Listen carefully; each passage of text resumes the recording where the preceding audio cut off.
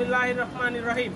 বাংলাদেশের চলমান কোটা আন্দোলনের সাথে সম্মতি প্রদান করে প্রবাসী ভাইদের উদ্দেশ্যে বলতে চাই, সরকারের পোষা ছাত্রলীগ নামক অমানুষ রাস্তার কুকুর নিরস্ত্র সাধারণ শিক্ষার্থীদের উপর অতর্কিত হামলা, পুলিশের গুলি, লাঠিচার্জ, টিয়ারশেল নিক্ষেপের প্রতিবাদে সৌদি আরব, কাতার, দুবাই, ওমান, বাহরাইন সহ ইউরোপের বসবাসরত সকল প্রবাসীদেরকে বাংলাদেশের কোনো ব্যাংকে টাকা না পাঠানোর অনুরোধ করা যাচ্ছে।